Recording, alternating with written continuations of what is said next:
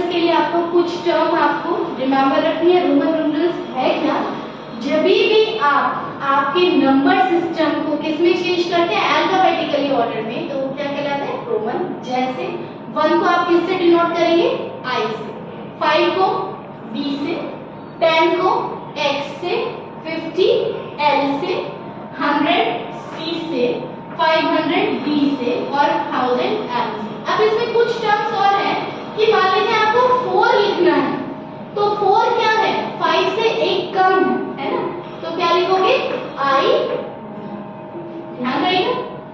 Next आपको 9 लिखना है, तो 9 के लिए आप क्या करोगे? 10 से 1 कम है, तो इसमें भी 1 कम कर दीजिए, यानी आई एक्स। ठीक है, इसी तरह से 49 को क्या लिखोगे? I L. ठीक है, अब 90 को क्या लिखोगे आप? एक्स सी। 90 को क्या लिखोगे?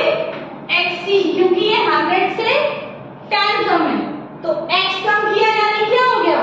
एक्स सी। 99 आप क्या लिखोगे? आई सी। ठीक है, 99 क्योंकि सेंचुरी में से 1 कम है।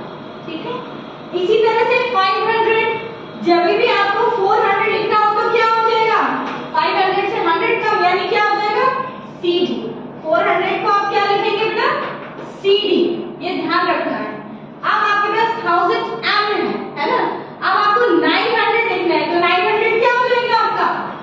सी एम, क्योंकि 100 के लिए आप क्या लिखोगे? सी। अगर ये लेटर पहले लिखा हुआ मतलब ये इसमें से कम हो रहा है।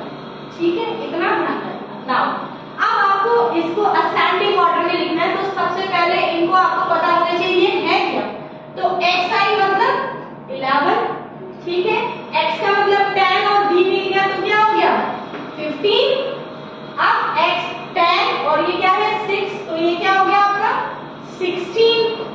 x i v क्या है? अभी आपको बताया 4 है, और x और 4 क्या मिल गया?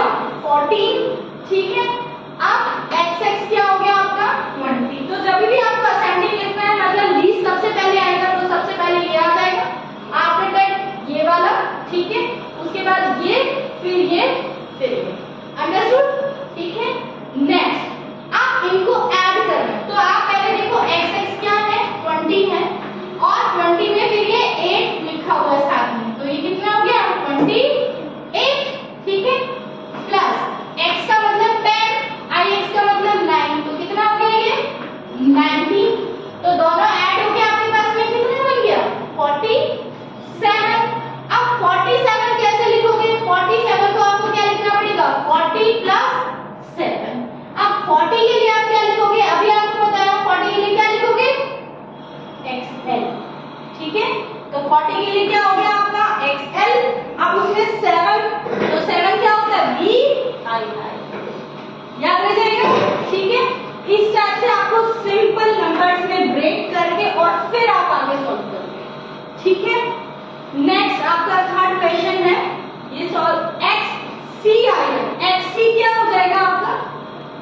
C में से x कम, तो C क्या है? सेंचुरी यानी 100, और उसमें से 10 कम यानी 90, और फिर ये 3 और है, तो कितना हो गया? 93। ठीक है, ये है आपका 93, इसमें पुट द साइन। अब C का मतलब क्या है? 100, और उसके बाद x का मतलब 10 ऐड हो रहा है, तो कितना हो गया? 110, और फिर 3 और है, तो कितना हो गया? 113। तो 113